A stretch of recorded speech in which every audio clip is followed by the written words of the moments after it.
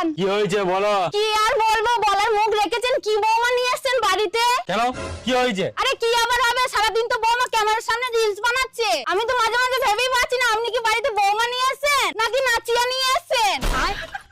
খবরদার, একদম উল্টো কথা বলবো না। বাবা, নিজের বৌমা বাড়িতে রিলস বানাচ্ছে তাতে কোনো দোষ নাই, আমি বললি দোষ। আমার বউ বানাই তো তোমার কি? তোমার যদি ভালো লাগে তুমি বানাও, আমি কি ধরে বসে আছি নাকি? যত সব সারাদিন শুধু ফালতু চর্চা করে। হ্যাঁ, আমাকেই তো বলতে পারবো, বাড়ির বৌমা তো ক্যামেরার সামনে রিলস বানাচ্ছে, তাকে তো কিছু বলতে পারবো না। আচ্ছা আচ্ছা, ছি ছি ছি ছি ছি। হ্যাঁ, আমি বলি না বলে আমি দেখে নেবো, তোমার কথা মাথা কামাই যাবে না। যত সব শালা, আমাকে সবাই বলছে আমার বৌমা নাকি রিলস বানাইছে, আমার বৌমা নাকি নাচিয়া। না, এর একটা ব্যবস্থা করতে হবে। আজকেই গিয়ে ছেলেকে বলবো এই রিলস বানানো বন্ধ করতে হবে। যাই। এই যে বাবা হামদুল্লাহ, বাড়ি চলো। কেন বাবা, কি হয়েছে? কি আবার হবে? পুরো গ্রামের লোক আমাকে ধরে ধরে বলছে